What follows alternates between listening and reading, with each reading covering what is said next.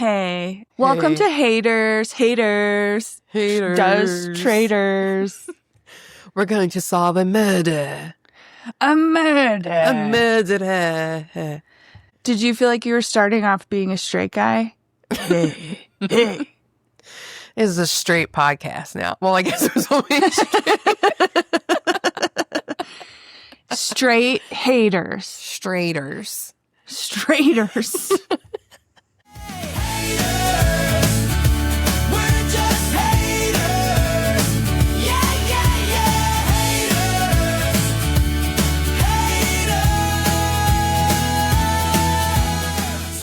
Hey guys, welcome to Traitors. Straighters and masturbators. That would be a straight dude podcast. Yeah. That's, if you go to an open mic, that's the majority of the jokes with the straight guys. Shit that they jacked off to. And it's like, no one has ever said to them, we don't care what you jack off to. Wait, that's their comedy? That's their set? Yeah. It's all about what they jerked off to. Like weird shit that they've jerked off to? I can't think of anything specific. Fair. I would like to tell you about it. You've blocked out the trauma. Yes. Yeah. A class that I was in. And I blocked out that man's terrible jokes too. But he was telling something about, That's how I know you're straight. Really? Yeah, we've had to hang out with men and block out their jokes. That's true. Anyways, here we are to talk about Traitors. Traitors is finally back. Backstabbing, betrayal, and murder. A twisted new season of the Traitors is finally here. Show me the money. The prize, $250,000. I'm gonna lie and cheat and do whatever I have to do to win. All trust must be thrown to the wayside. Let the games begin. What did I get myself into? The guard is up and the game is on. We are here to capture dirty, deceitful, deceptive traitors. It's so hard to trust everyone. Bears, behold! Your fate awaits. If I sleep tonight, it's with one eye open. Lisa would run her grandmother down. Think that you're a traitor. Very sketchy. They won't even know it's coming. If you have tears, prepare to shed them now. This is some sadistic... He's calling out the housewives. Shame on you! If you're gonna come for me, I'll finish you. It is like a firing squad. Boom, boom, boom, boom, boom. I am mostly looking forward to chatting and snacking. I'm out for blood. Welcome to my kind of water park. How cruel, Alan. I did warn them. We all heard that, right? I think you're lying. That's a big thing. You would make a good traitor. Do have fun. If you can. So they start off with quite a few contestants. Most of them I don't really have a history with, but I like that. I enjoy that on shows like this. I have 23. I just counted 23. You were like, why aren't you talking? I thought you were getting raptured. I was. I saw Jesus. I've been hearing that that's coming back around again. So, Oh, well, I remember the last time they were like, actually, our calendar's wrong. So it's going to happen. Yeah. So maybe it is almost time. I mean, I know a little bit about your personal life and I don't think God's going to take you, but crazier things have happened, you know? Yeah. Who does he take? He takes the people he likes? Good girls. Good girls. Okay. She's saying I'm not a good girl. That's fine. That's fine. Are you a murderer? Or are you a faithful? What would you want to be if you were on a show like this? I want to be the traitor. Yeah. I It think. just seems like more fun. It does. And have you ever played Secret Hitler or Like whatever those Mafia? other games? Yeah. I definitely have. I know that I have, but weirdly, I can't like place it. Like I can't remember what group of people it was with, but I know that I've played. I want to say it was my Olive Garden friends now. It's all coming back. It's all coming back. I don't know, but I played, yes. So, and you know what? Werewolf, Oh too. my gosh, I went to a huge one for Okay. like the AOH and in one of the AOHs in Philadelphia, and I ended up murdering my dad. We played like a big one. It was like a big banquet hall. Mm-hmm. Yeah, and I ended up being the murderer, and I killed my dad, which is crazy. But My there's- dad never went to events with us, and he went and he died. Yeah. There was was great. probably more than one of you murderers. Oh, yeah. It was like a whole thing. Okay. Yeah. Well, I remember I played Werewolf first. And once that people started questioning me, like it was dwindling down, I had no defense. I was just like, well, I'm innocent. You know what I mean? Right. And that was never good enough. And then you start to learn like, oh, actually, people who are innocent like don't know what to say, and people who are guilty do know what to say. And by guilty, I mean the traitors or the spy right. or the murderer or whatever. And it's like it's happening again. We just watched the first 3 episodes. And so they haven't gotten that far into it, but they're all like suspicious of like the dumbest shit, you know? I know. One of my biggest pet peeves, and this is like when it comes to competition reality, really outside of the Traitors, the only thing that I've like watched, like been committed to was the challenge. Yeah, me too. Yeah. And one of my biggest pet peeves is when they start taking the game really personally. And when they're like, Right. how could they do this to me? Like, Right. how could they pick me? It's like somebody's got to get picked. And like, yes, I get it. It's annoying when it's you, especially when it's early on and stuff. But it's like when they get so testy about it. And Yeah. I'm like, come the fuck on. Like, did you see Michael Rappaport? Oh. Just kind of, Why is he even on this show? I don't know. I love I'm how so annoyed by this. Tawny made a list of everyone, and I was just going down it last night. And when I get to Michael Rappaport, like she puts where everyone came from. Like it's like Tara Lipinski, Olympic figure skater. And then it goes Michael Rappaport, douchebag.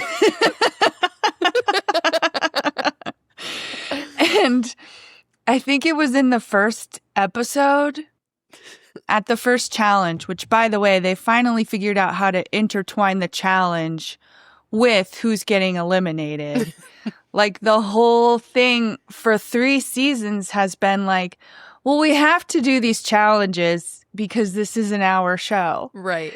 So we have to do something. Yeah. But then later you're going to kill people and you're going to banish people, and the two don't come together at all. Right. See, I was a later trader. I didn't really get into it until like last year. Okay. And then I still haven't watched the first season. 2. Yeah, with like CT. I started it, but then haven't kept with it. But I remember after it ended, obviously I know the ending, and I remember people like all these random people thirsting over CT, and I was like, how dare you? Where have you been? Where have you I been? have been there since the beginning, but then CT started douchebagging so hard online, and I was like, well, you guys can have them.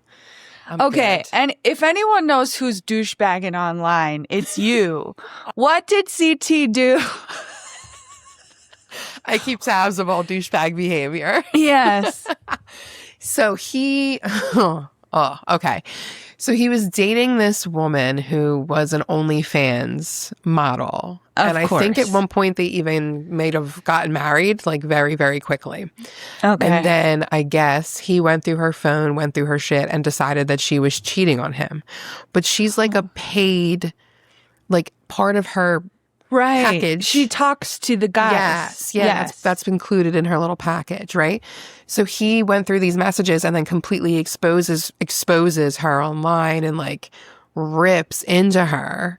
And then I guess finds out he was wrong and then has to backtrack online. Oh, okay. And it was just very icky the way he handled it, especially for how old he is. And then also, I do believe he's MAGA.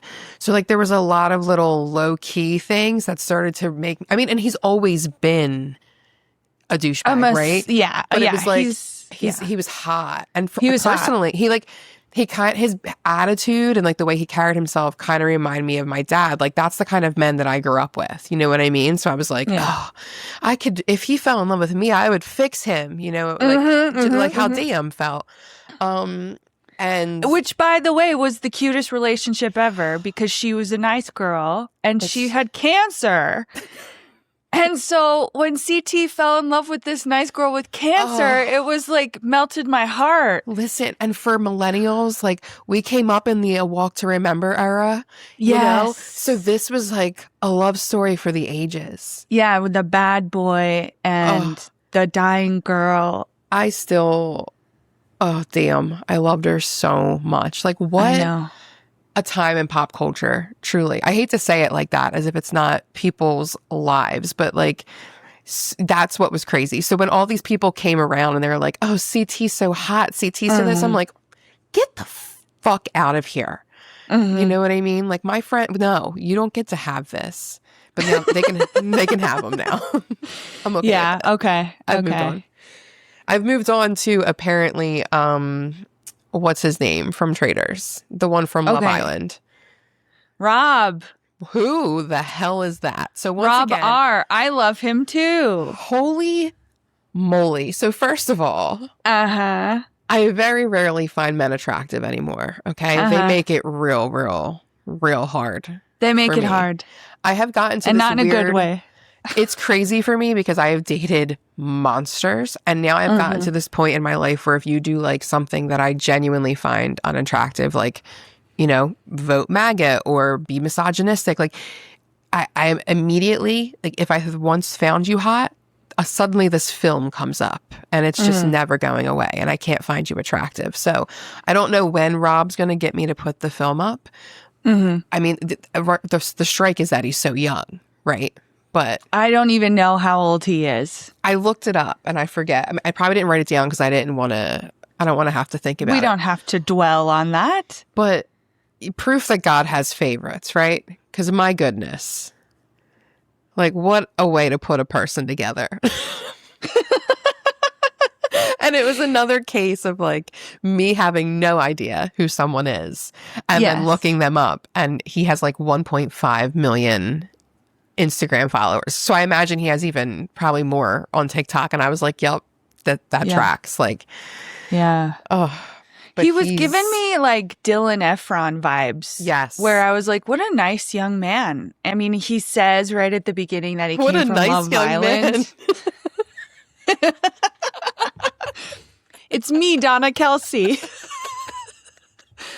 What a nice young man. He does say at the beginning that like this is the first reality show he's been on since Love Island, so he's like, it's weird I haven't made out with anyone yet. Oh, you know? I laughed out loud. I was like, okay. Me too. I was like, I know you're just making a joke. What a nice young man joke, you know? And so then when Alan chose who the traitors were, I thought, wild card. Rob from Love Island. Do you notice that Alan never really chooses people from the strategy games? I don't know that I had. You know why? Because the one season that I like watched. That you watched. Yeah. It was when they brought the traitors in. Like they brought in extra traitors late. And it was Wes from the challenge, right? And then Boston Rob. Okay. So gamers. Yeah, exactly.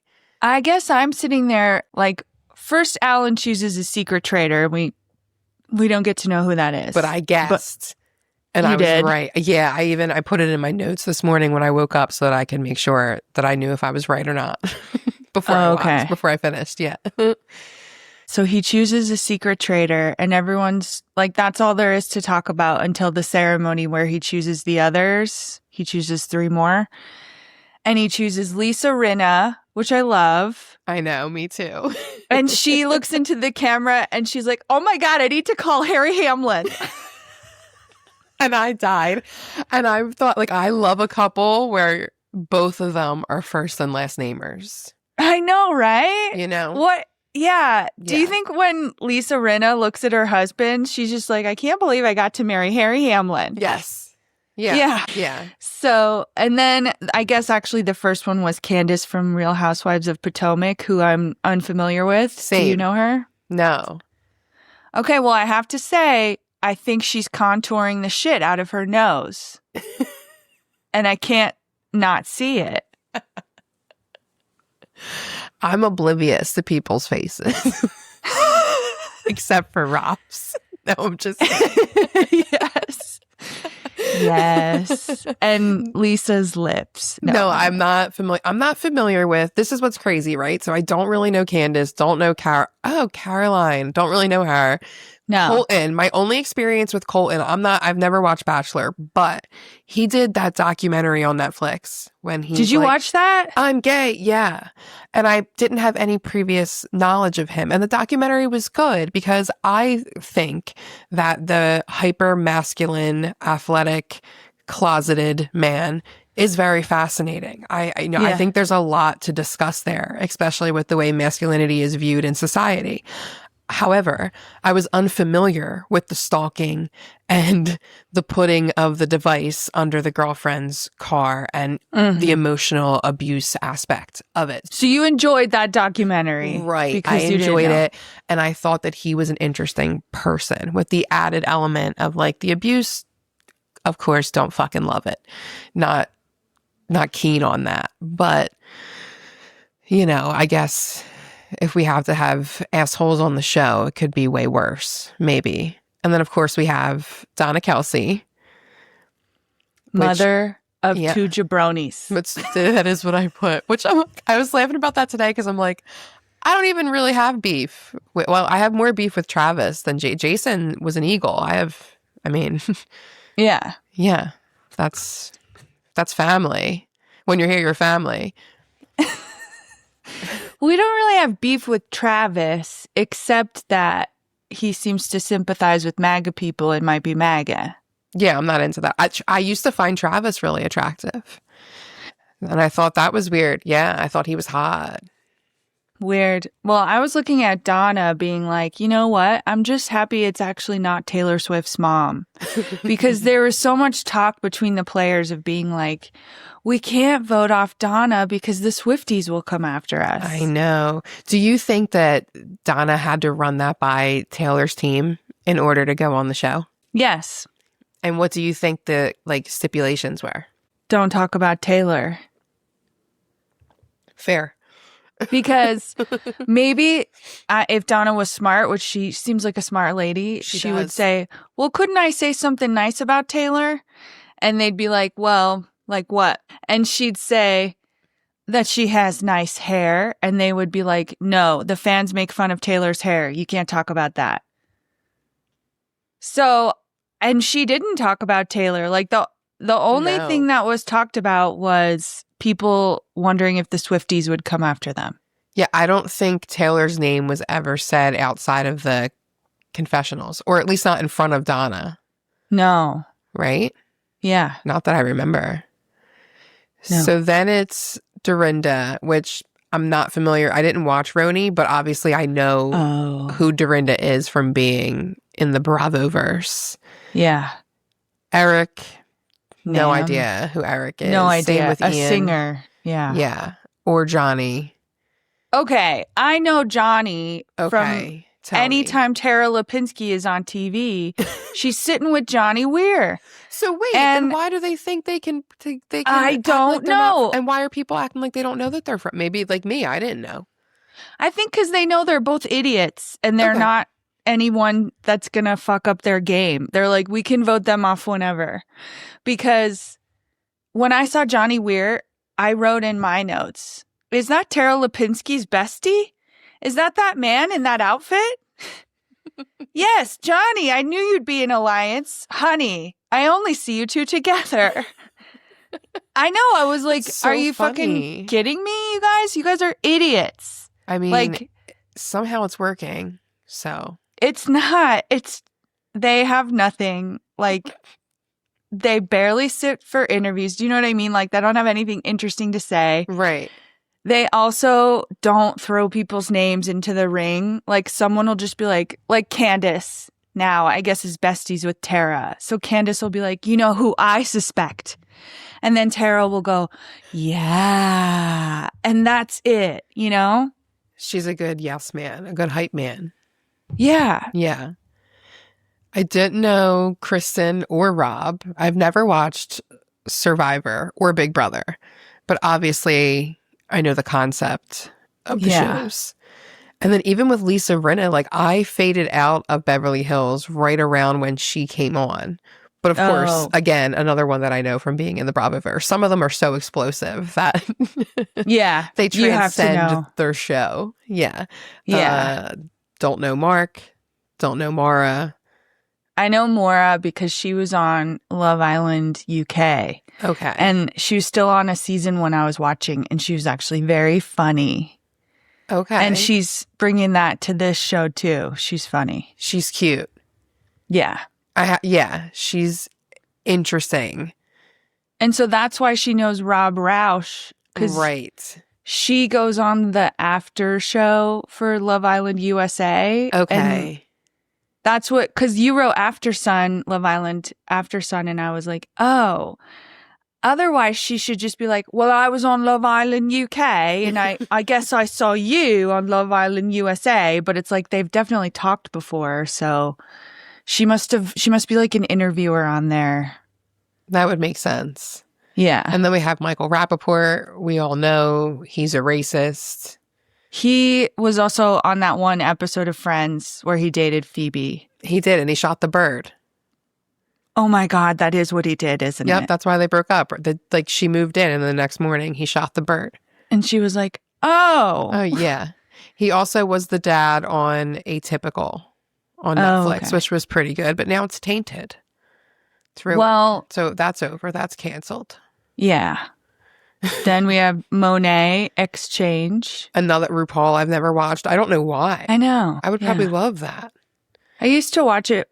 I had a gay roommate and we used to watch it. And then when I moved out, it was like, well, I'm not watching that anymore. I used to want my brother to do drag so bad. And I used to try to explain to him, like, the money that was in it when we go to our local shows and, like, how fun it was. But is there a lot of money in it?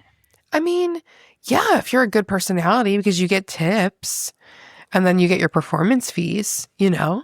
But, like, I've gone to shows where I see, like, and they're so amazing that, and I just think the community too, like, my brother would have been so good at that, which that's a whole different podcast. But, okay. And then Natalie seems very familiar to me, but I can't figure out what I would have seen her on because I don't do Survivor. She's got long, straight hair. Mm-hmm. Is it her? Yeah, okay. I think she looks like a lot of other people. Like, she looks like a real world challenge person. Yeah, that's what, because I had a moment where I was like, maybe she was on the challenge. And then I'm like, no, I don't think that she was. I think she just has like a familiar face. I guess it's possible because they take them from those other shows. They do. They started to like integrate it. And then Portia, another one where didn't watch, but it's Portia. Yeah. You know? And then, hello, Rob. New to him. Pleased to meet him. Ron Funches, of course, I'm aware of. He's from I Love the 90s. I'm guessing. But I think he is. Was he really? Let me see. That's... Okay, so he has like a nostalgic feel to him. Does that make sense? Yeah. But the way that his... And now lately, he's been popping up in a bunch of like random shit. Plus, he just had his own special. Okay. Which was pretty good. It was good. He's funny. Undateable. He was on something called Undateable. I watched that for sure. So I like him. He's cute. And then, of course, the man, Stephen the myth, Colletti. the legend. Okay. Does Stephen Colletti just seem like kind of a loser now? So wait, I have in my notes multiple check-ins with Stephen Colletti because they showed him so little. Yeah. I was like, oh, he's going away. Yeah. I'm like, he's going away tomorrow, like today, like whenever the next fucking time is. But now he's still there. So then I'm like, Because, sometimes I start watching it from like the I've watched too much reality TV lens. And I'm like, this person's not getting enough airtime. So does that mean they're going to kind of fade into obscurity? Or does that mean mid-season, all of a sudden, they're going to have this breakout moment and the rest of the season is going to become about them? Because that's a pretty common pattern, right? I think that's Dylan Efron from last season. There we go. That's so true. Yeah. And let's just say, like, the power of Traitors is shown in Tom Sandoval, because what a comeback, And I'm not saying that he's absolved or anything like that. I'm just saying that if he has to be on our TV, do it that way. Like on Traitors? With him making a complete ass of himself for our entertainment. Yeah. That's perfect. I'll take that. Do you remember when it was like mealtime and he got all his food and then stood and ate it? I'll just never get over like the sing when he's like had to do the doll challenge and he's like they had to sing into the thing and he had to like hum it backwards or whatever. Oh, okay. I forgot that.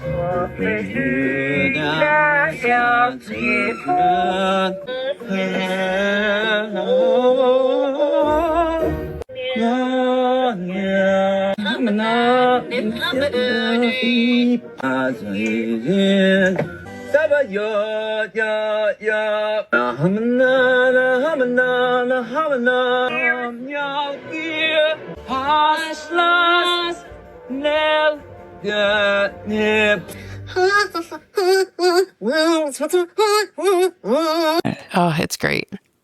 And then obviously Tara Lipinski. We know who Tara is because of When We Were Born. Yes. Right. We watched her as a teen try to she was a great figure skater. Now I guess she comments on it.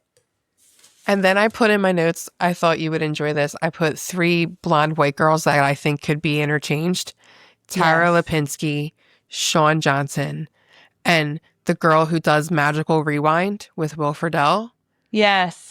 From Cheetah Girls. Sabrina, whatever. Yeah, I feel like you could swap them out for each other and nobody would really know. They're all gorgeous and perfectly Who's the lovely. one that does gymnastics? That you Sean. just said? Yeah, Sean. And she does like sometimes you see her on Instagram. She does ads for like her family. She popped up on my Instagram doing an ad for Jones Road, and my friend and I like really want to get that foundation. And I was like, well, here you go, Sean. You're going to sell me this Jones Road. And then I saw Tara Lipinski on my screen and I said, did I almost buy Jones Road from Tara Lipinski or was it that other girl? See? Yes. Yeah. They're the same. They're the same women. And then Tiffany Mitchell, I don't know. Yeah. And the same with Jam. His name starts with a Y, Yamil, but everyone says Jam. They sure do. Yeah. Michael Rappaport says it the most because he's a little bitch. I'll be keeping my foot on his neck. Well, at the beginning of the first episode, when they're just all riding in cars, with boys, Michael Rappaport says he thinks there's a housewife inside him. Yeah, I laughed. I actually scrolled through your notes earlier, and I was you did? the fuck up. Yeah, okay. And that's one thing we actually wrote the same. Okay, like we made a note of that.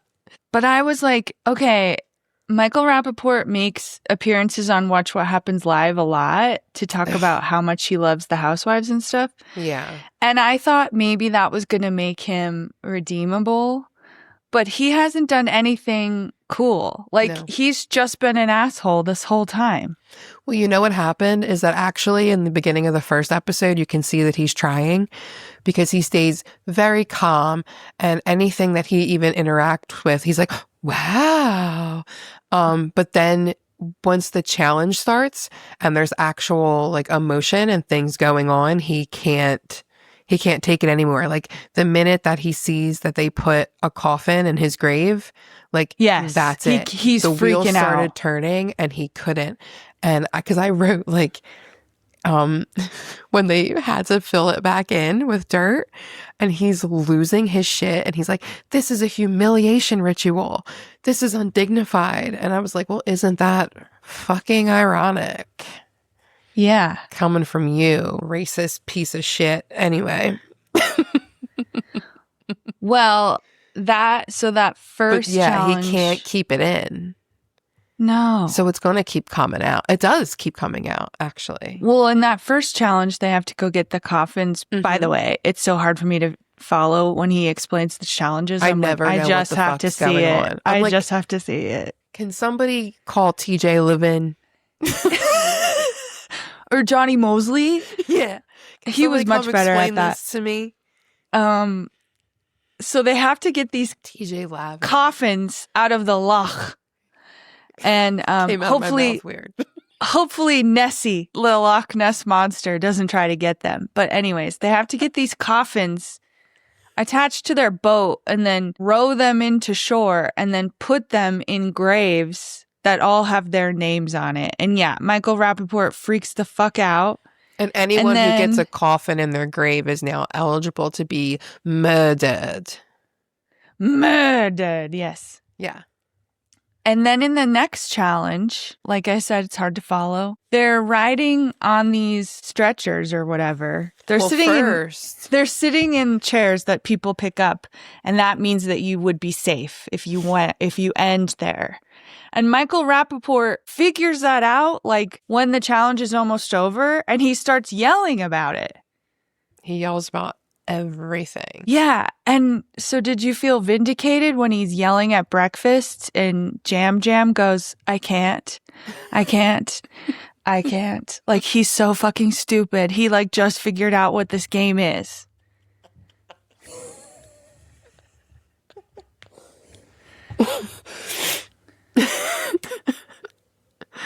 It's just like one of the craziest things to experience as someone who's obsessed with pop culture, like the past, holy shit, 10 years, is like people's fall from grace, you know? And I don't even mean in like worshiping ways. I just mean there were people that were like cool and fun to watch and engage with. And now they're not. So was Michael Rappaport one of them? I used to like him. I thought he was fine. Like, I didn't like seek out his content, you know, but when he popped up on stuff, I was like, yeah, he's fucking funny. Yeah. And like I said, I liked Atypical. I thought it was cool to see him like as a dad, especially to a kid with autism. So it was interesting, you know? But yeah, so I did feel vindicated because there is always that when you really, really don't like somebody, but then they're appearing in something that you're watching, there's always a part of you that like, well, you know, maybe they're not as bad as I've been making them out in my head. And then they are, and you're like, yeah, that's what the fuck I thought. And it is vindicating. Yes. The answer is yes. The answer is yes. The long-winded answer is yes. All right. So the one thing that's different this season, though, like we talked about it a little bit, was the secret traitor. And the way that it works is that that person was informed that they were a traitor before the game even started. And when the challenges are over, the secret traitor makes a short list of 4 people that they think it would be beneficial to kill. Or that they wish were dead. Yeah. You know, like, so in that first challenge, right? After the coffins. I don't know how many coffins they got in. 9, I think, because they didn't get the last one in. I forget, yeah. Something like that. Yeah, they tried to get one in Porsche's and she was not, that's the... Yeah, she took it personally really too. Personal, yeah. Which I thought was crazy. I know. I forget what she said. I wrote it down. I forget what she said, but go ahead. Oh, okay. No, it's not. I don't even think it's important. Well, like, of the 9, then the secret traitor picked the top 4 that then the other traitors chose from. Did you find what Portia said? No. Oh, that's what I had written down. That's what I had written down. Was that what we had already mentioned about how we can't stand the personal spin, how people are like, how could everyone do this to me? And it's like, the funniest part too about Portia being so upset is like, besides Michael Rappaport, nobody else really acted that way. And hers wasn't even on purpose. It was like, No. it was the closest grave. Right. And they didn't even get it in on time. No. But like, it's so fun. It's like, it was the closest. Exactly. It was clearly the reason why, Portia. If you have to have 23 graves to fit the coffins, which would fit a body, that takes up a lot of space. Yeah. So like, it's going to take a long time to get to the one that you mean to get to, you know? How many... You just talked about that. So like, have you been to a lot of places where there's 23 graves being dug, or? No, I just watched this show and I thought, because as they used to put them underground a lot.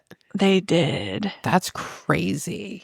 Well, they would spend so much time talking about which coffin or like which grave to put a coffin in. Like there's one where Stephen Colletti is, I feel like he's like, where do you want it? And they're like, we're going to put it in this one. And he's like, okay. And then everyone's like, no. And he's like, okay, let's just pick one. And he's like keeping them on task, you know? Yeah, see, that's hot. I find that hot in my old age. Me too. I think Steven looks good. He's married, right? No, I don't believe. Well, he could be. He could be. He wasn't when he was on the podcast with Kristen. Correct. That's probably the last time that I've checked in on him. kept up with him. That's the last time I've done my Steven roundup. Steven. He seems Steven to fancy himself an athlete, which I never thought. I saw that in Laguna your notes. Beach.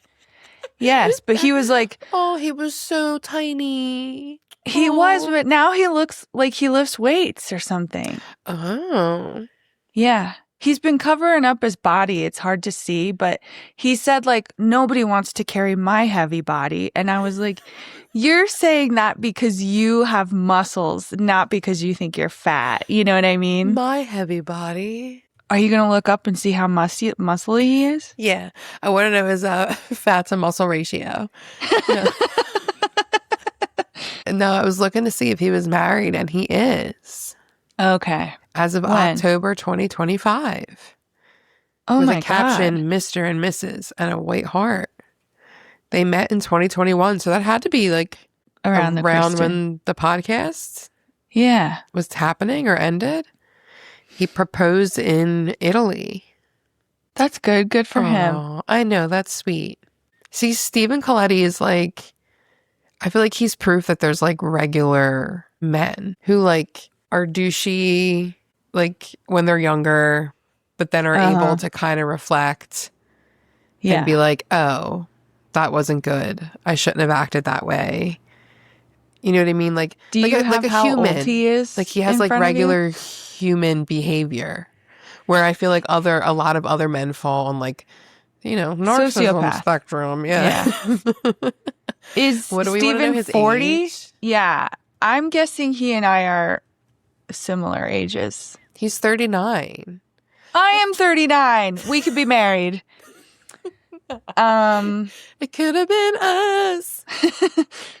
Well, there's something that I think about different ages. I know I sound so smart. Tell us. But I was listening to Mark Hoppus on the Danielle Fishel podcast. Oh, I didn't listen yet. Okay, tell me. He talked about how he met his wife and then they got married. She's an MTV executive. And when he asked her out, she said, I don't date artists. And he said, okay, well, if you want to get coffee or something sometime, like he just kept trying. He was like, well, if you just want to hang out, that'd be cool. And she was like, okay. I don't remember then what happened next, but it just sounded so wholesome. Mm-hmm. And they met because he was a big rock star on MTV. You know what I mean? I was like, you could just be out getting pussy. Right. True. But that's not what he wanted. And it's weird to think that that actually exists, right? It was so weird for me to realize. But I'm also thinking about how much older he is and just how the values have changed. I don't know. I feel like that also doesn't make sense, but the values. Some people respect women and some people don't, and I don't know. You know, and that's the thing is that I think when it comes to everything, that we have put too much of a box and a spectrum on things. And really it just comes down to like, during every period of time that has ever existed, forever and ever, there have been people who do more bad things than good, and people who do more good things than bad, you know? But we're all just existing somewhere in the middle, because at any given moment, we can be pushed. Do you know what I mean? Like, I don't wake up and be like, I'm going to be a good person today. Like, I'm just kind of fucking winging it on instinct. We're all reacting. Exactly. Like, I'm going on instinct and I'm doing my best, you know? Yeah. But I can never guarantee that I'm not going to, like, lose my shit and fucking, you know, like, who knows? That's why, like, I don't know why people, I don't know. The world is such an interesting place. You don't know why people what? You know, like, people, like, when we watched, obviously we watched a lot of true crime shit. And when people are like, oh, she would never kill her child, she loved them. Like, okay, both things can happen. You're talking about JonBenet, aren't you? In general. No, I mean, but JonBenet is one of them, but I mean so many things, you know? But I think that's also because I'm a child. Like, I came from a very violent, traumatizing household, you know? But I don't think that my dad didn't love me, you know? So it's very, very nuanced. It's not black and white. Right. Yes. But he was also very capable of hurting me. He did it all the time. So it's like, and when people can't see the world that way, it confuses me. I'm like, what? Yeah. Like, and then I'm like, oh, that must be so nice. Because, like, you must not have had the experiences that force you to face how nuanced and layered humans are. Like, that but a lot of nice. people, but also, a lot of people are in denial too. Like, they know how dangerous to be out here in the world and not have the discernment. Mm-hmm. You know? Mm-hmm. Scary. That's why I like true crime. I want to discern. Yeah. I want to know. I want to know why people do what they do. And I want to prevent it if I can. Preventing murder would be great. In the real world. But on Traitors, we want more murder. We want more murder. Yeah. Well, I wrote down that, like, when they first get out of the cars and they're all being like, nice to meet you. Who are you? Dorinda goes up to Lisa Rinna and says, I'm wearing your lip liner. And Lisa Rinna is like, oh my God, isn't it good? And I was like, this is the most Housewives thing ever. One thing I was cracking up at too is, like, I feel like I've never seen Donna Kelce without a purse strap. Really? Like, she stays, like, what is she carrying around? I don't see Donna Kelce, so this was, like, my first time seeing her. Well, when she did get spoilers. Yeah, hopefully if you're listening to this, you've watched it. So spoilers now. I just thought of it now, so that's good. But yeah, when she gets voted off and it's revealed that she is the secret traitor, which is what I had guessed, she's not wearing a purse strap. But I felt like at one point I saw one and I was like, what's in your purse, Donna? I need to know. But she is a mom, you know? So yeah. But I loved that. Moms be doing like, that. She's going up to get her assignment from Alan. So, like, basically Alan shows them all a card under the guise of one person is being shown a traitor card and you don't know who. And they're the secret traitor. And we don't know who either. Yeah. That's a new twist. They're all, like, talking about Donna Kelce as she goes up because they're like, that's America's mom. Can you believe it? She birthed 2, you know, great football players and blah, blah, blah. And, like, I think either Colton or Rob, or maybe both, were like, I love her. You know, like, it's when Rob she gets voted off. When she gets voted off. When she gets voted off, that's when Rob is like, is she single? Or is she married? Oh. Yeah. Oh, she probably is. She probably is. He's very cute. He's very cute. And he's earnest. Like, I don't know if it's an act or if he just, like, really knows how to be on camera, or if he's just like, he's very charming, you know? Yeah. And he's cute. He's very cute. Yeah. And I love that he's a traitor. I think that's really fun. Me too. And when he got picked and I was looking at the 2 housewives and then him, I was like, God, I hope he has a personality to go with those 2. They have personalities. And then he does. He does. And they all get along so well. They're so funny. Except the 3. When him and what the fuck were him and Lisa Rinna thinking to do with the chess game right out in the open? Like, what are you doing? And then Tara just sits there and watches. I see the chessboard and I'm like, oh, this is the perfect opportunity. You know, no one's gonna watch us play chess and no one's gonna try to talk to us while we're playing chess. You know, we're focused. These are the pawns. And these are the queen. This is the king. This is the bishop. This is the knight. This is the castle. Okay. Yeah. So basically, do we want to kill Rob C or Monet? And then this one, if that one was Tara. Okay. And then this one's Kristen. So. Okay. You got me? Yeah. Which way do you like? Which one would you choose next to go? Which forward, like, would you? Well, it depends on... So, okay. So, this is the starting formation. This is so insanely tense right now. I am thinking that right now we could get caught. So, which one do you move first? Shoot. I was laughing so hard. See, I thought that was genius.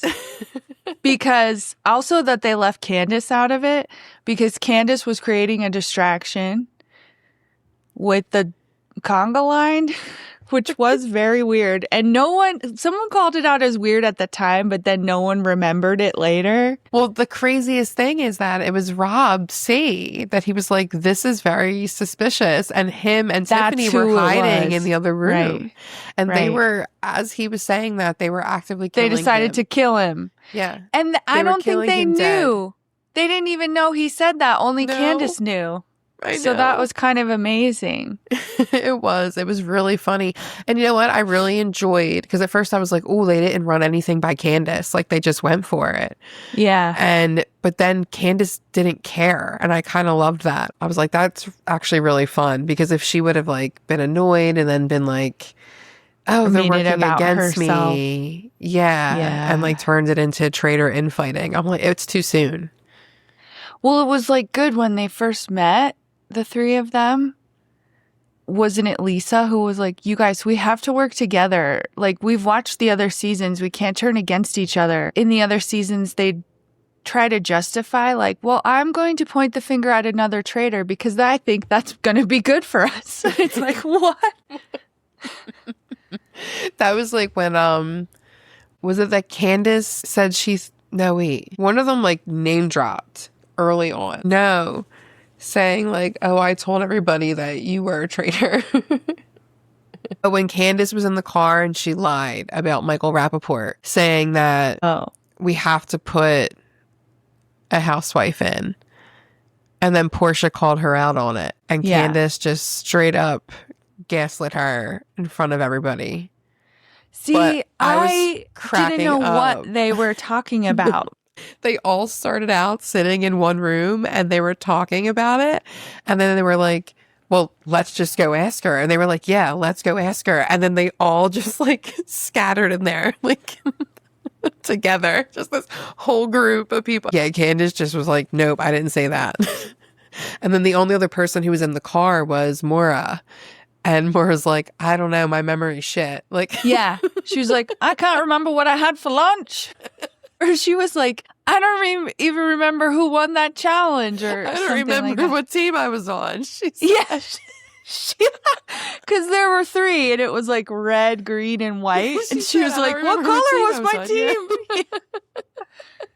But okay, so with that whole fight about that, I really thought that Candace was referencing it as something Michael had said on the first ride into the show.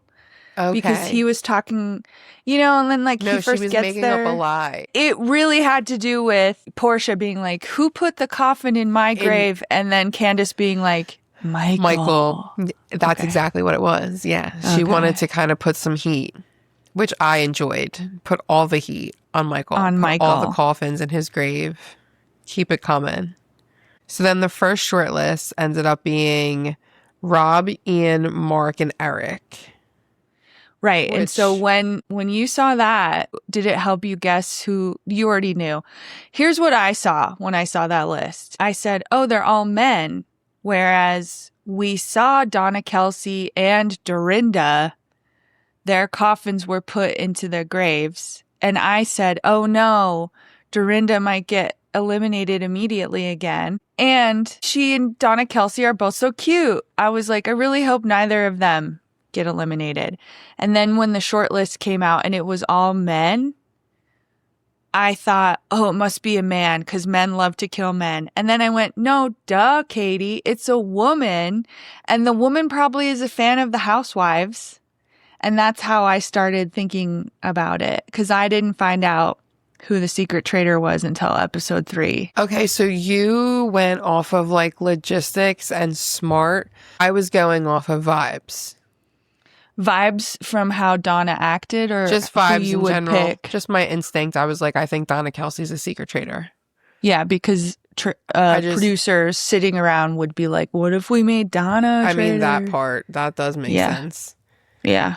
I'm going to see if I wrote why. I know I wrote it down this morning. Yeah, I said I've only watched half of episode 1 so far, but my prediction is that Mama Kelce is the secret traitor. And then I said, not enough Stephen Colletti.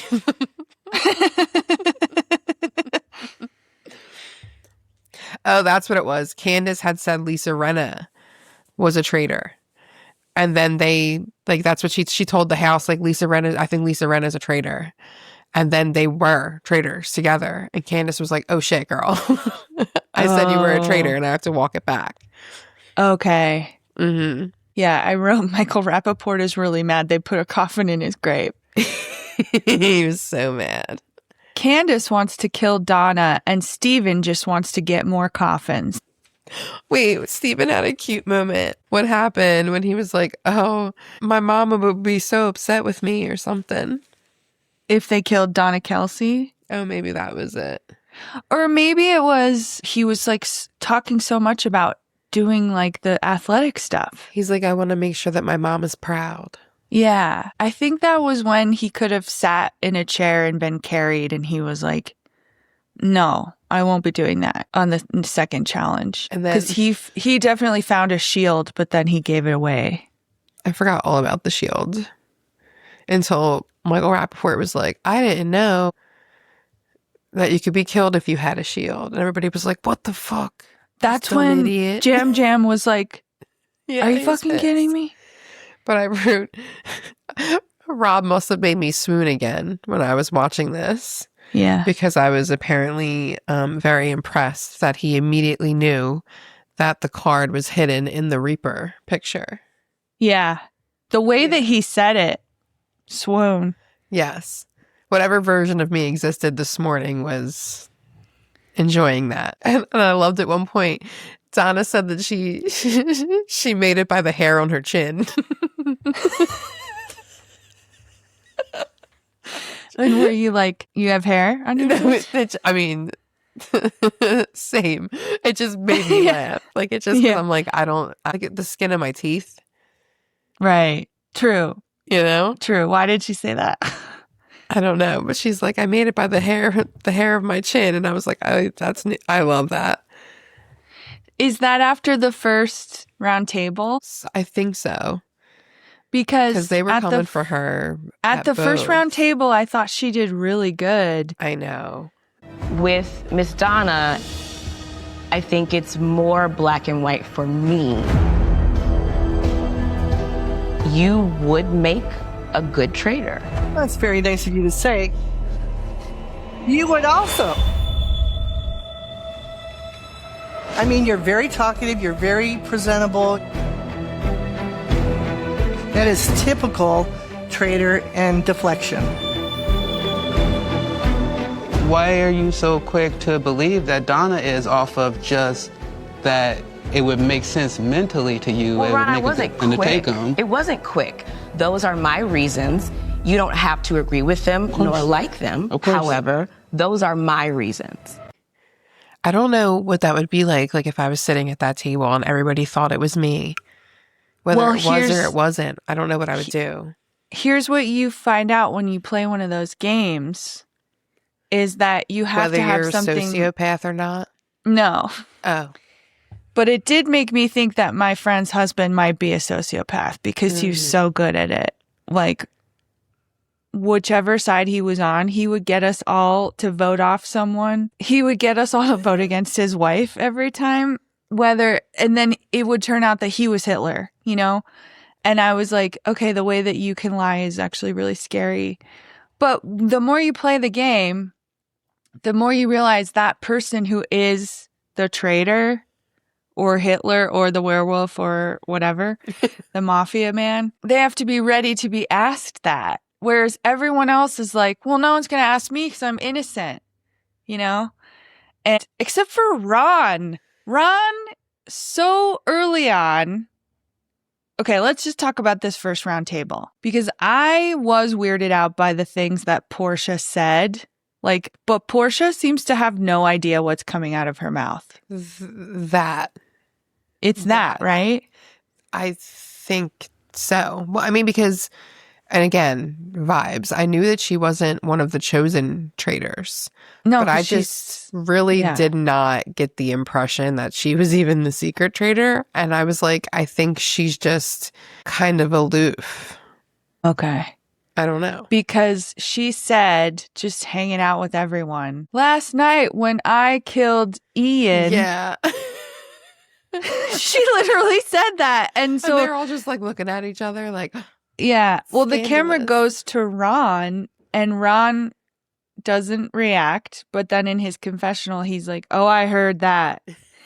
And then she says something again later. And I was all on board with Ron to vote her out because she was being so weird. And she knew there were 4 traitors. Maybe she's good at counting and no one else thought to count. Yeah, that was the other one. know? And wait, there was one more thing, but I'm not going to be able to think of it. Is it that at the round table, Michael Rappaport said, well, then we got rid of Ian. And they all went, you got rid of Ian? That does happen, yeah. And he was like, that's not what I said. And they're all like, that is what you said. That is what you said you killed him. No, Portia said she killed him, which was so weird. Michael said they all got rid of him, which I think is a more believable sentence structure. You could say, yeah, well, we got rid of him and you had nothing to do with it. And I was like, you guys, Michael is also so dumb. He is not a traitor.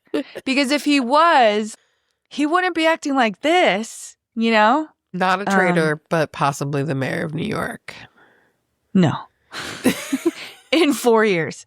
So the 3 people at the first round table that people thought, Donna, Portia, and Michael. Yep. And Candace did say, no, Portia just doesn't know what she's saying. And some people believe that and some people didn't, but it was silly because Portia didn't even really seem to defend herself. She seemed really stupid. When she stood up and said she was a faithful, then Ron was basically like, everyone's gonna kill me now, and isn't trying to make a friend. For the next 2 episodes, he's not trying to make friends. And I'm then make a friend, Ron. It ends with him strapped to a tree saying, you better fucking kill me. You better fucking kill me now. Show me your faces. Yes. Losing his shit. But he's so funny, though. I like him. I'm like, why don't you have any friends, bro? Yeah, I don't know what game he's playing. I think some people are too psyched up or something. Because in the past they've done this. Do you think they're going to add more traitors at some point? Yeah. Yeah. Mm-hmm. It would make sense. So the second episode at the second round table. See, I thought I missed why everyone went back to Donna. in the show. And then that's what I had accidentally like not paid attention to. But I went back and watched, and it was just like people talking and being like, I think we need to choose Donna again, and not really based on anything. Yeah. Right? Yeah. It felt like because I feel like more than one person said this, that it felt kind of like they were, she's so nice that she has to be faking it. Like that was, right? Didn't a couple of them say like, oh, is this just an act? Like, why is she's so quiet and just so nice and like, yeah. And then they was played the that impression. clip a couple times where she was like, you know, I'm fans of some of you. They played that a couple times. She was sweet though. She was sweet. Coming into it, I was like, another Swiftie adjacent thing we gotta do. Yeah. You know? But then I was like, she's not related to her by blood. She's just like a lady that gave birth to two jabronis. Yeah. I can't help but love for a woman who like, and clearly she was like a reality TV fan, right? So just imagine how many years she was raising kids and fucking going through bullshit that you go through as a mom and as a woman going through a divorce, et cetera, you know? And then those are like the shows that get you through it. And then you fucking get to go on one.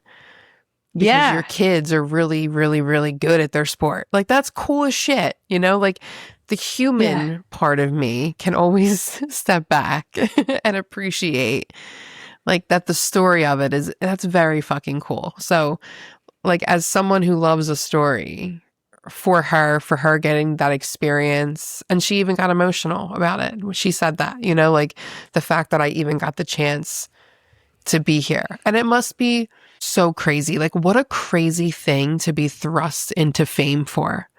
Like, it's not even something that she does. It's her kids' sport.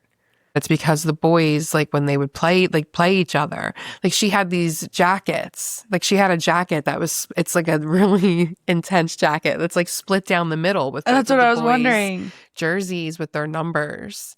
Oh, so people like see her on TV. Yeah, because this is like a big deal. Do you know what I mean? Like, and Travis, the Chiefs, I think they've been in, this is the first time in like 11 years that they're not in the playoffs, something crazy like that. And I think they have like 7 Super Bowl rings, like in the past less than 15 years, something crazy. I'd be shocked if I actually got those stats exactly right. Yeah. but wouldn't it be amazing impressive stuff if this whole time Donna Kelce was the one being like, I want you to do suicides. I want you to keep running. I want you to throw 50 touchdowns. You know, but I gotta tell you, I have been a nanny since fucking 2012. I have been to many a sporting event, and that's real. Like, that's a real fucking thing. No, I know. Oh, that's where I'm like, okay, well, I wonder what she was like. I know. I wonder too. Or like the dad. Because it might be the dad. In my experience, you usually get one or the other. Like, I haven't encountered many families where both parents are like, they're usually annoying in 2 very different ways, but usually not both do like aggressive yelling, you know, so. I was thinking though, I don't think we've seen as much of their dad lately. See, and I don't know these people. But I don't watch like Chiefs games. Yeah. You know? Yeah. You watch the Eagles. So who knows? But anyway, rest in peace, Donna Kelce. Dead. Yeah, well, Ian, dead. So when they all thought it was Donna, I couldn't believe that nobody just for spite voted for Michael Rappaport. I think one person did. I know. I'd be voting for him every time. I know. Oh, do you remember when they were in the first like little Traitors meeting trying to figure out who to kill? I remember I wrote this down because they're talking about who they should kill and like trying to figure out based on the kill list who the secret traitor might be. And Rob says, who wouldn't put Michael Rappaport on the kill list? Because he's like, that guy fucking sucks. And the way that he said it was so funny. He was like, who wouldn't put him on there? But it was like Donna hadn't put him on there. And then they like really couldn't figure out who the secret traitor was because everyone hates Michael. They're like, why is this guy still here? I wrote down, it's a beautiful day to die, because that was a song that they played when they were picking who to murder out of Ian, Mark, and Eric. The music choices are always so fun. You know what I went back to today? What? The Hills. No. Yeah. And I think, really? Yeah, on season like 3, I think. And I was cracking up today because I was like, wow, the inception of reality TV is really just like free songs that they could find offline and the occasional dialogue where like what's it called when they interject the dialogue like into the scene, like the wild lines type stuff. Yeah. But oh man, iconic. And then I like literally closed my eyes and I just went through and just played an episode because sometimes I'll read the descriptions and I'll be like, oh, not that one. It's annoying, and I won't watch it. And I'll forget that there's so many hidden gems in every episode. Yeah. So I went in blind and it just happened to be one where Justin Bobby kisses a girl at the bar in front of Audrina. And on the same night, Stephanie Pratt comes over to Brody and Lauren's table and is like, fuck you, Lauren. If you hate my brother, then I hate you. I hate you. Yeah. And Brody's like, nobody cares. And she's like, well, I care, Brody. And she's like, come home with us. And then even when she like walks away, and Brody's like, that was so fucking weird. Like, what is she talking about? Come home with us. Like, it's so funny. That is weird. Why did she say that? Was this a point when she was on drugs? Because I know she was on a lot of drugs at some point and she told the story. But I'm always like, well, when was that? Oh my God. I have like all of those girls on our haters list of like people to do individual episodes on. Oh my God. I know. Kristen Cavallari's like up at the top. Oh. But iconic television. So, no Steven on the Hills. He pops up briefly. Uh-huh. And takes Lauren to dinner. Yeah. So, okay, did I tell you that I read L.A. Candy? Is that Which is Lauren's book? Her book that gives like, I think we were talking like while you were reading it or listening. Were you listening to it or reading it?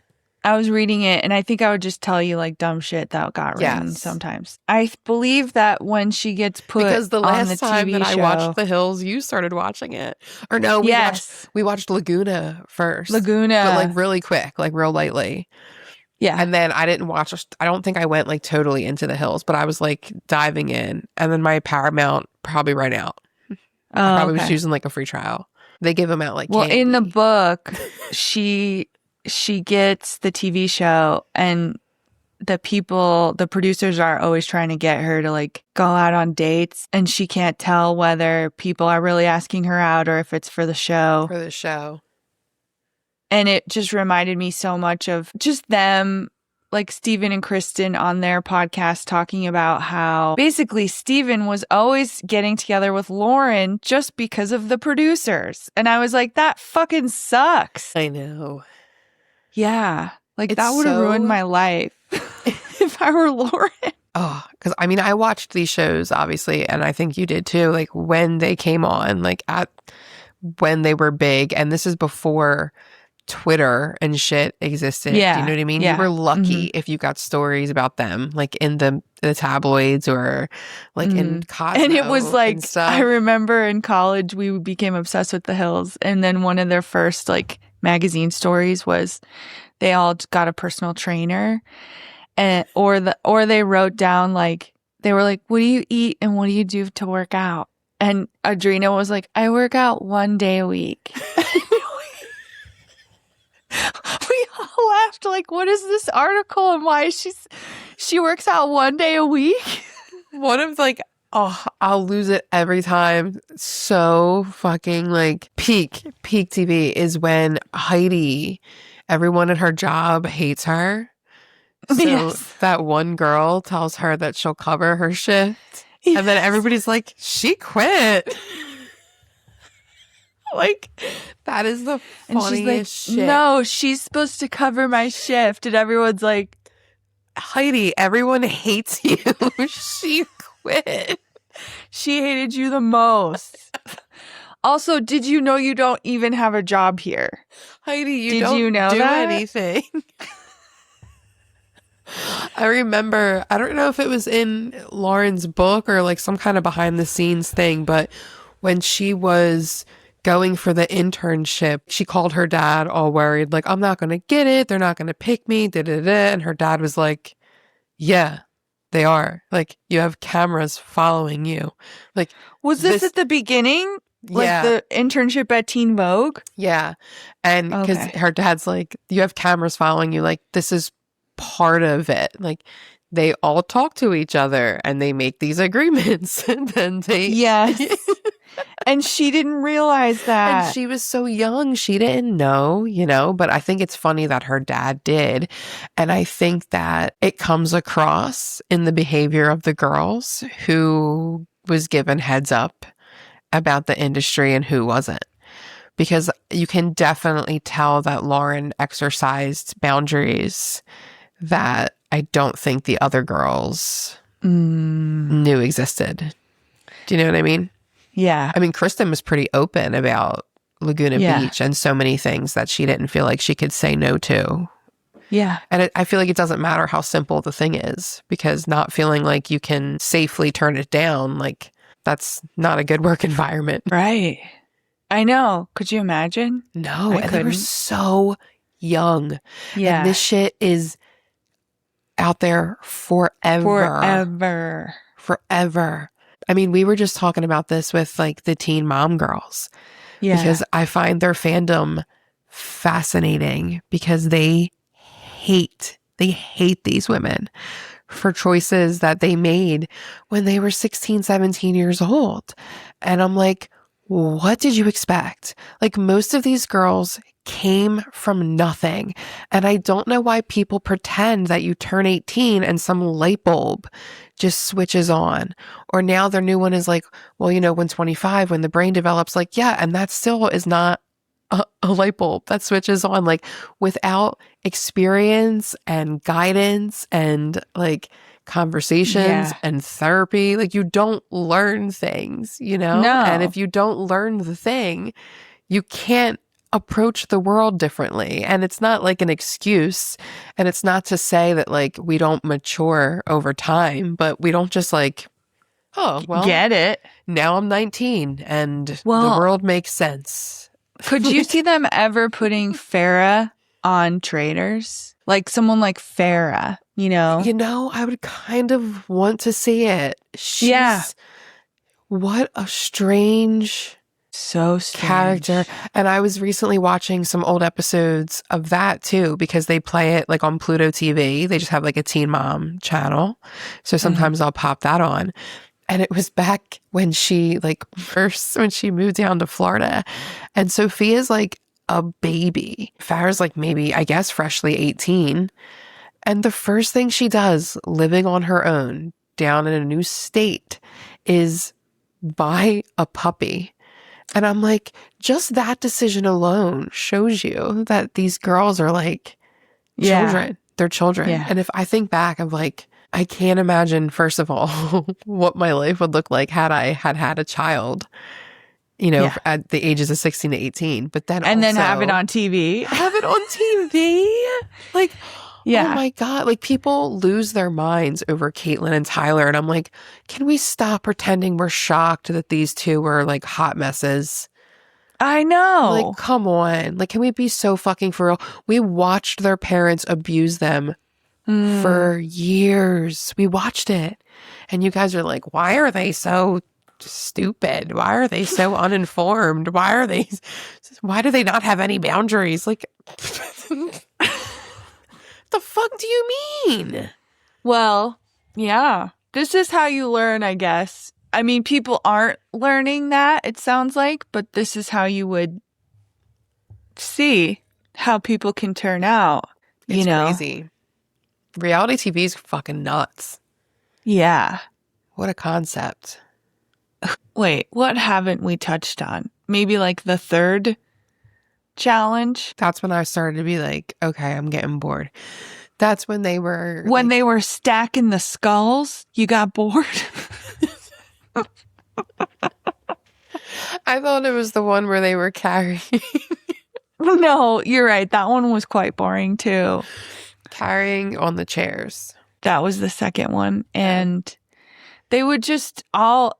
See, Alan explained it and I was like, that sounds fucking crazy. And then they do it and it's like there are 3 chariots and every once in a while there's a stop sign. And when there's a stop sign, they go into the woods and they collect silver coins that they call shields. And then they're also collecting bags of money, I guess. And they're on a timer, but they have no idea how much time they have. And so it's a real toss-up if they're going to make it back to the castle. But then they do. Like, that's the challenge. The suspense is crazy. Like, that fucking coffin challenge was crazy, but then once they started doing it, I was like, oh, okay. I was like, what if they just, like, can't do it, you know? Then once they started doing it, I was like, okay, it's not that bad. And then, this third challenge, Alan said, you better pick a partner. And Ron was just like, well, fuck me. Everyone hates me. I guess I won't even try, you know? And then... Yeah, because he said uneven numbers. Someone's going to have to end up sitting out. Yeah. But then they'd be eligible for murder. He, like, didn't explain it, yet it was implied, right? And then once he says, okay, one of you get in the box and one of you stay outside the box. Ron, you have to get in the box because you're alone. And then he was like, all of you who wind up in the boxes, you're up for murder. And they're like, oh, damn it. You know?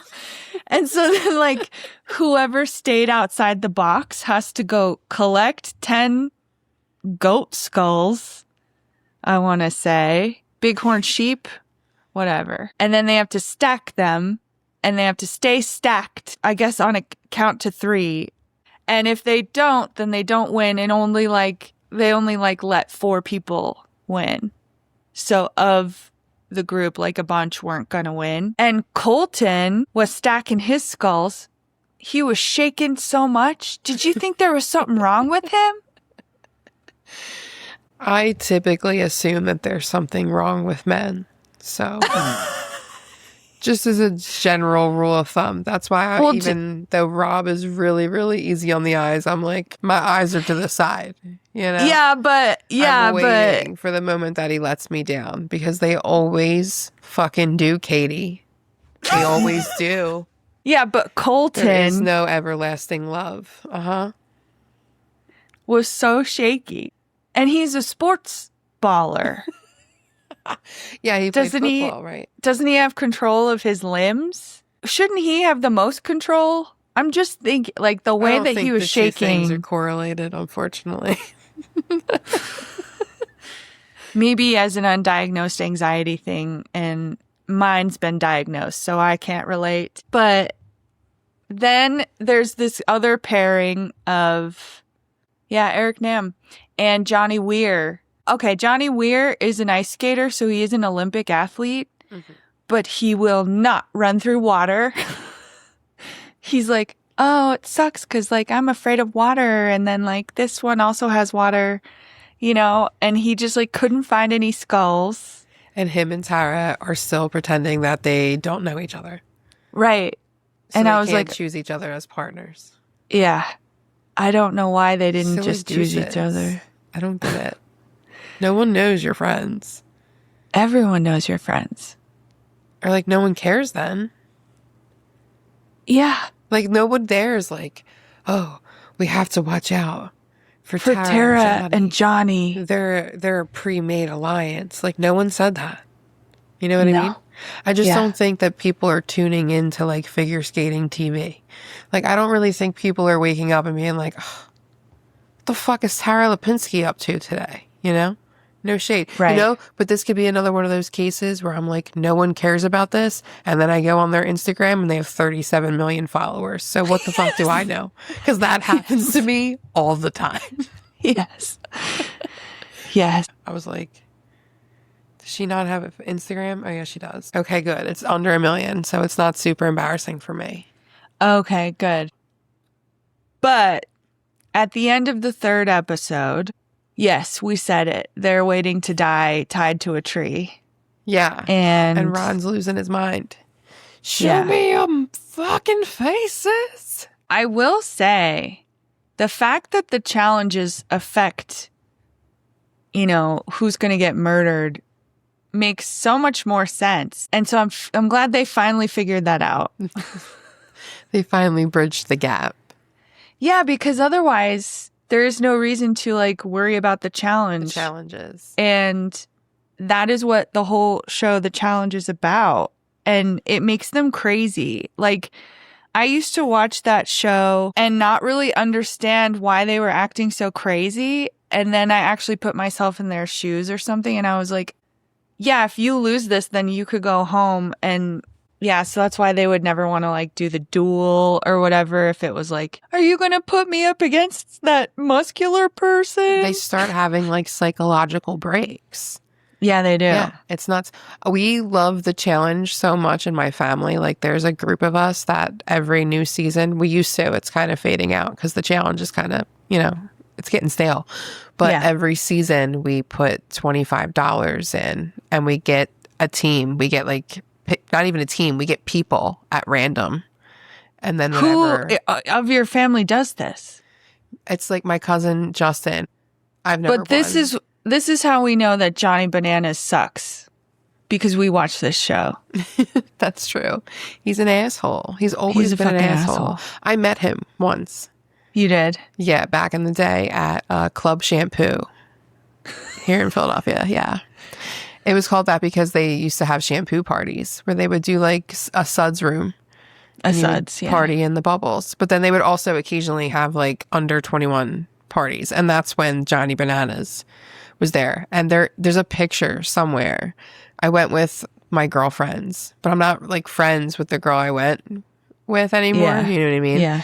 But I went with like her cousins and stuff. And there's definitely a picture and he's like in the center of all of us. And I mean, he was not perfectly nice, but this was like, yeah. Well, that's what he was there to do. Yeah. Nice. And it was back before social media. It was back before they had to have, you know, personas online and stuff like that, you know? Yeah. So it's like he could come out and do a meet and greet and people would talk nice about him for 6 months to a year until the next season came out, you know? That's the truth though, right? That's the way it used to be.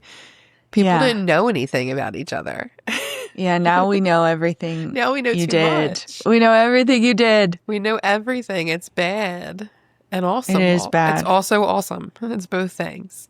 It is. I love it. I know. I'm so nosy. Maybe should we talk about who we're like excited to watch or something? So who do we think, based off the gameplay so far, who do you think is going to be the next to die? To get banished? Like at the table? Well, no, to be murdered. Like who do you think the traitors are going to take out next? At the tree? The ones that are tied to the trees? Mm-hmm. Oh, right. So they were talking about it because it's either Eric Nam or Ron or Tiffany or something. I think. I thought I wrote it. I'm wondering or if it's Kristen. Is it Kristen? It's Kristen. I think they were going to take out Kristen. Like they were like, well, we'll just take her out. They're given the vibe that it's going to be Ron. Yeah. But that's why I'm wondering if it won't be. Well, I do think that they'll pick another traitor. You think they're going to get another traitor out? No, I think that they'll... Oh, you think they're going to choose someone to become a traitor. I think that Candace and... I mean, these three seem to have watched the show enough to be like, I wonder if this is going to happen. And maybe I'm just like, so far just impressed with them and think like, I know Lisa Rinna. I don't even watch Real Housewives of Beverly Hills, but I know Lisa Rinna, you know? Yeah. Yeah. And so I would think, like you're saying, you don't think it'll be Ron. I would think they might want Ron to recruit as a traitor. Oh, that's Sorry, true. I said a lot of stuff. No, but I got there. I caught up. But people are suspicious of him. But I wonder though. I feel like Ron has a potential charm, and I'm confused of why he hasn't like cranked it on yet. Yeah. So maybe if he was chosen as a traitor, it would help him like settle in because he'd like know his place. Maybe. Who is tied to the tree? That's not helping me.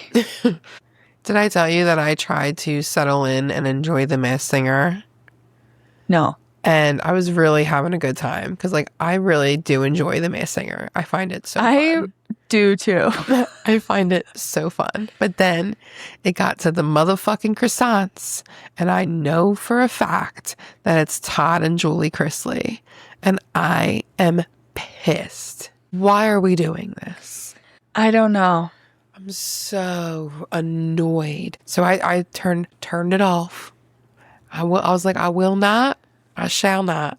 I want to see some of the other ones though. And I'll just have to Google. Chit? Did you see Chit was one? Is that a costume? No. He's a man on Instagram. He plays a character called Chit, and he's like, yeah. Oh, yeah. Do it, lady. Yeah. Do it, lady. You sent me those. Yeah, he's hysterical. And he's like, is there a black person here? A black person here? Is there a black person here? Yeah. And they're like, Chit. You can't say that. And he's like, is there a black person here? Okay, if they get another traitor, it might be interesting if it's, I don't know. I was looking around, like, there are people you just wouldn't want to be a traitor, right? Like Michael Rappaport. Also, Mark Ballas of Dancing with the Stars. Oh, I forgot he was even on the show. Exactly.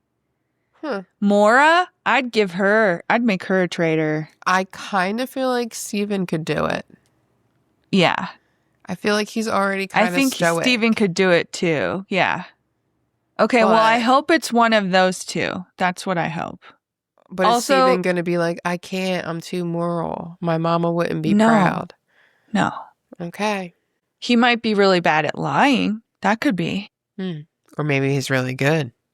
We saw what he did to Kristen and LC, and they can tell us that it was all production, but he's a great liar. I watched sparks fly. I know what I saw.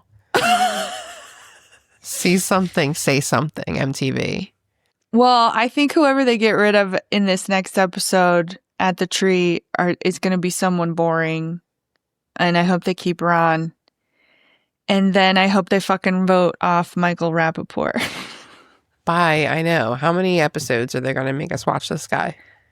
Do you think maybe he could make a fool of himself again in the next episode? Absolutely. And what could he do? I pray for his downfall. I think he'll just keep being icky. Yeah. Just well, being he makes it explosive. about himself. Yeah. I think that losing your shit once or twice on shows like these is to be expected. Like, you're kind of in an emotional powder keg. Yeah. But when you're he's losing doing it your mind immediately at everything, like, it just shows that you have no self-control. And then it's like, do you remember when he called himself the best looking person? Or like the best looking guy at the table and the most faithful? And he kept saying best looking. Yeah. Best and looking. I was like, yeah, don't worry. I'll find a clip. Rappaport, I don't think you've ever been a good looking guy. Okay. I don't think that's ever been what people called you. Right. Nobody's ever like, oh, Michael Rappaport. Oh, which one's that? Oh, the hot guy. No. And even when he was dating Phoebe on Friends and I liked him for 1 second, I was never like, before he shot he's the bird. hot. I was like, oh, he likes Phoebe and I like that for Phoebe. Hell That's yeah. all, you know? Yeah. When she was being a fake prostitute. And then a fake cop. Fake cop too, yeah. Yeah. That's all I know. A fake undercover cop acting as a prostitute. Was she being a prostitute? That's what she says. And he says, "You're the best looking undercover whore I've ever seen." Oh. Something like that. That's not very nice, Michael Rappaport. You know, I just recently rewatched Friends too. A lot of time. The whole thing? TV time. I don't know. I really don't even, like, I know them all so well that even if I skip a chunk, it feels like I've seen it all. You know? Yes. But during the holidays, I do tend to like loop back because that's when I lean on all my comfort shows. Well, that makes sense. Yeah, I just sit and try to watch something new, and I can't decide on anything. I can't focus. That's what I'll do. I'll spend hours like looking for fucking something to watch, and then I'll pick something and then not pay attention. Yeah. And then be like, I guess I'll watch Friends. Yeah. Or Vanderpump. Well, this has been Katie and Tani Watch TV. Let's say goodbye.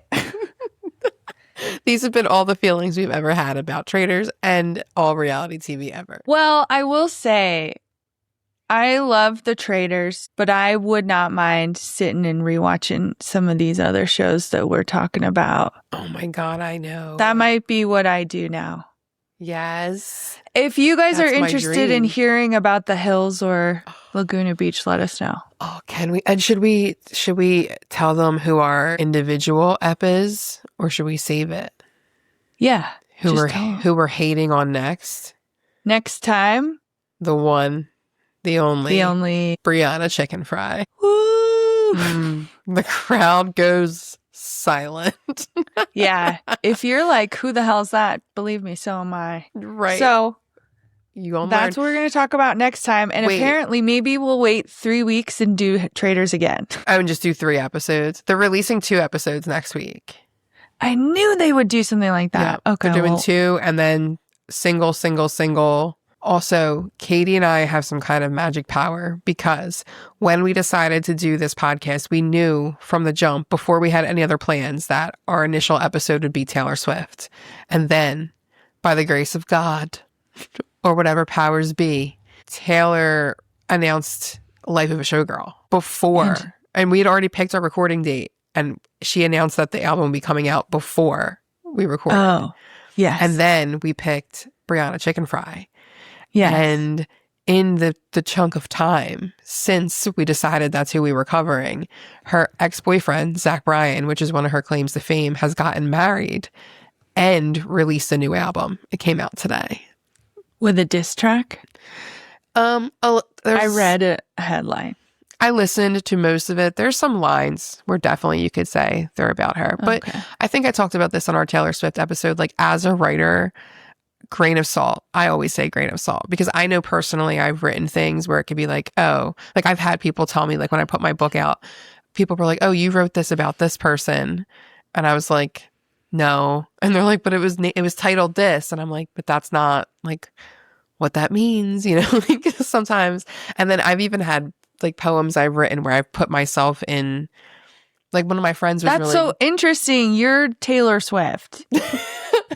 Like one of my friends was going through something, so I kind of imagined what it would be like in her shoes, like with that relationship. And I wrote from that perspective because I had never experienced that, but I thought it'd be something cool to explore. Think about. You know, so like I've even said that about Taylor Swift. Like, and I think that's part of her. That's what.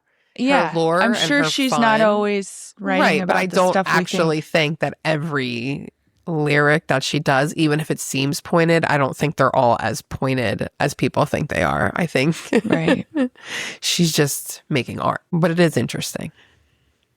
Good for her. Yeah, but Brianna Chicken Fry is leaning into the fact that Zach may or may not be talking about her. But I will tell you all about it. And there's a lot of Swiftie. There's a lot of Taylor Swift involved in this story too, which is pretty funny. We should have called this podcast Everything Comes Back to Taylor Swift. Truly. Okay. Bye, everybody. Thank you so much for listening. On a pod, bitches.